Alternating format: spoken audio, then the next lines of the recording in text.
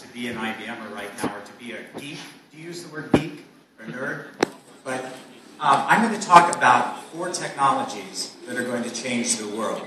And as our 2 other speakers have talked about, our company is at a very interesting juncture. 100 years. Very, very few companies in the world have ever reached that milestone.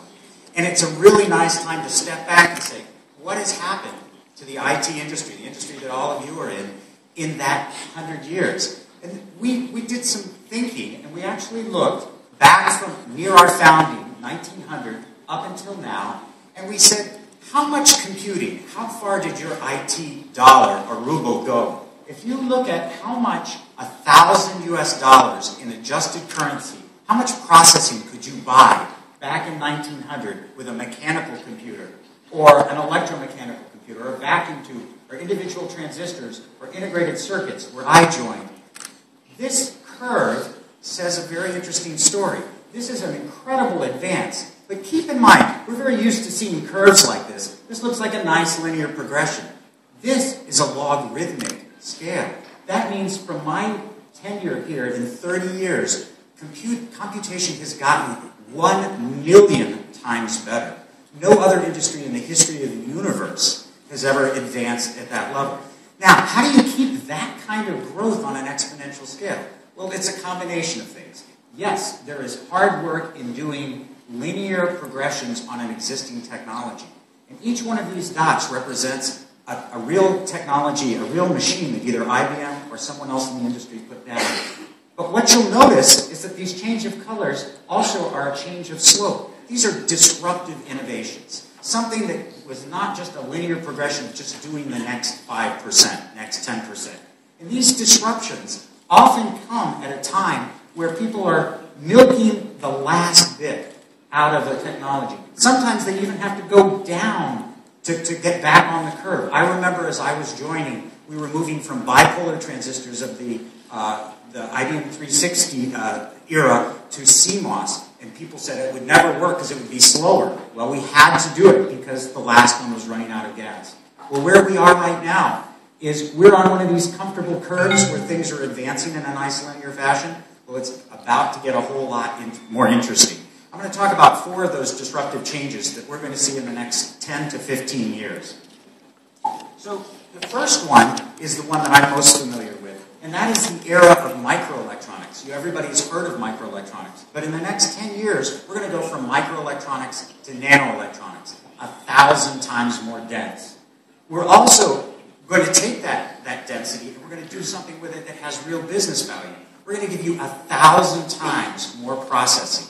1,000x. So we're going to go from petascale computing, which is about the limit right now, to exascale computing.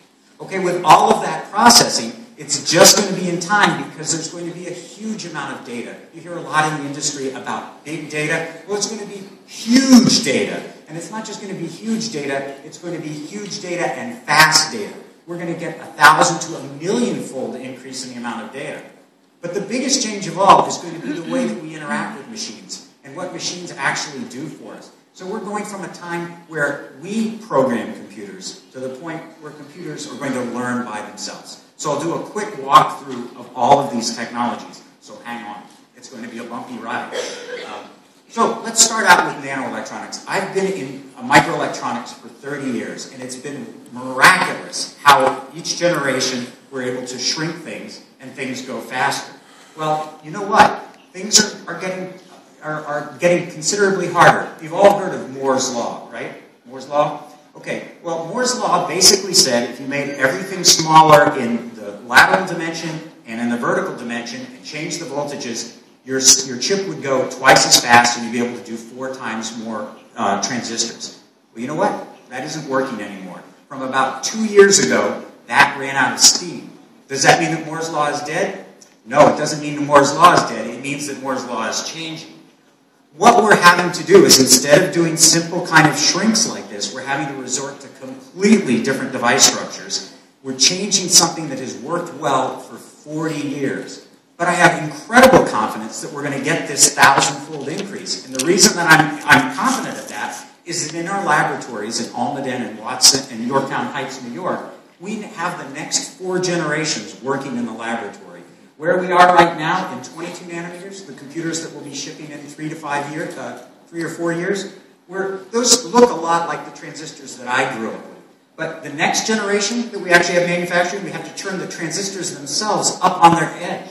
And then we're going to have to dispense with that kind of flat transistors. And transistors will become simple wires, silicon wires, where we turn them on by surrounding them. But just about that era, and we've demonstrated this already, 8 nanometers. This is like 8 atoms, wide. We're going to have to abandon silicon altogether, and we'll be in the era of carbon electronics. And we are already demonstrating transistors made out of carbon fibers and graphene strips that have incredible capabilities. We will have chips in the next 15 years that have 1 trillion devices. But it's not only growing that way, we're also going to change the way that we couple them. It's almost like building a large city. So it's gotten harder and harder to shrink this way, so we also have to think vertically. So it'll be the era of 3D chip technology.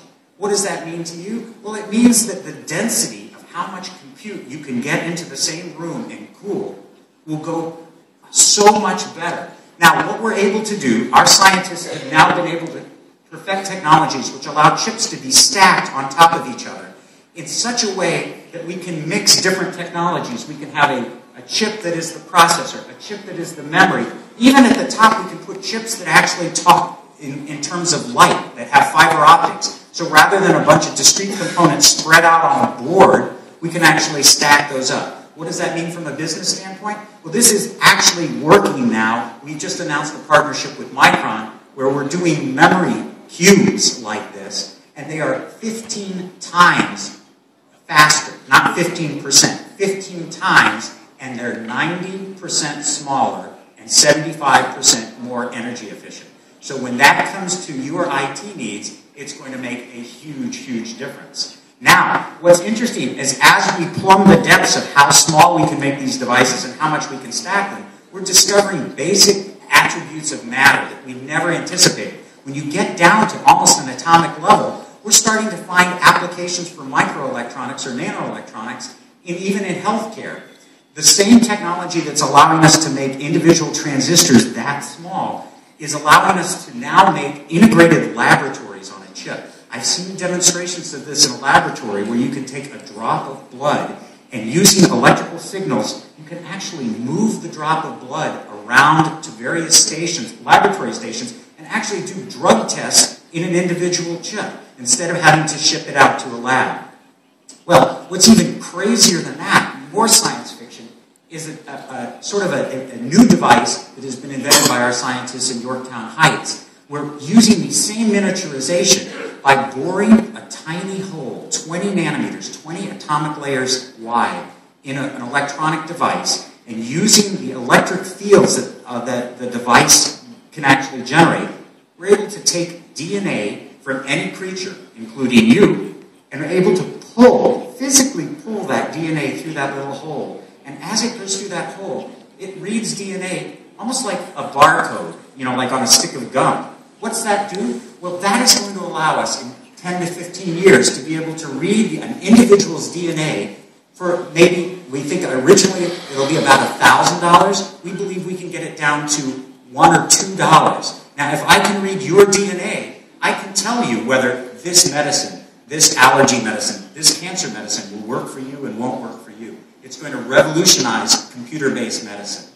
Now, sometimes when we're looking for things like this, we actually find something amazing that we weren't looking for. And as we were exploring this domain of the very small, our scientists in Watson actually discovered a nanoparticle. We were making a small particle. It was about 200 nanometers across, a polymer, and it had a strong electrical charge. What we were experimenting with was different biological agents. What we found is that with staphylococcus, there's a version of staph infection, which is very dangerous. It's prevalent in hospitals, and it's resistant to many things like penicillin. We found that these charged particles had an electric field that actually caused them to go like a heat-seeking missile, and they physically destroy the phage and destroy the staph. And what's even cooler is that they then biodegrade. Now, this is a long way from from actually being in the pharmacy. But eventually, we're going to be able to engineer medicines that work with micromechanics like this. It's an amazing, amazing time to be a physicist. So now, we've got all of those devices. We're going up to a trillion devices. What is that actually going to mean from an IT standpoint, from your usage? Well, we're going to move that up from a petaflop, which is 1,000 million instructions per second, to 1,000 billion, to a million billion exascale kind of computing. And how do I know we're going to, nobody takes a leap like that in one step. Well, the reason I know we're going to get there is we're now in the era of petascale computing. IBM has a long tradition of doing high-performance computing for science purposes and for government purposes. And we have a roadmap leading us out to an exascale. That's a million billion cycles per second. Now, what does that mean to you as a commercial user of IBM? Is these high-performance computers inform what we're doing in our commercial offerings. For example, when we did our Blue Gene L, which was about a third of a petaflop a couple of years ago, that's the first place we exercised the whole multi-core philosophy and energy efficiency that you needed for that compute density. And our recent petaflop computer, Roadrunner, that was a hybrid computer that actually used video game processors to do the mathematical calculation. And our latest Z Enterprise systems use that same kind of acceleration technology. So we know, we have this roadmap, we know that these commercial offerings will follow in short. Now, what does an exascale computer really mean? What does that mean in terms of you if you're an IT manager? Well, a current petaflop computer, like let's say a Blue Gene P machine, is 72 racks. And I would say it's about half the size of this building. Okay, half the size of this building, maybe 85 kilowatts. Well, what does exascale? What that project that we're going to do is we have to get it 1,000 times faster. But to be able to do that affordably, we have to make it 135 times more energy efficient.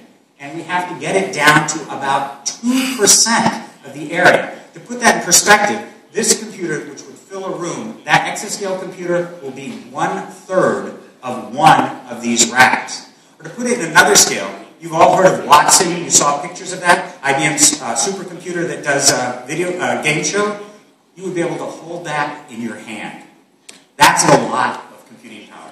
But it's coming just in time because we are facing not just big data, huge and fast data. And where is that all coming from? Well, it's coming from this whole concept of smarter planet and smarter cities is really kind of a generalization of something that some of the industry calls the Internet of Things. What is happening is every device is becoming smarter.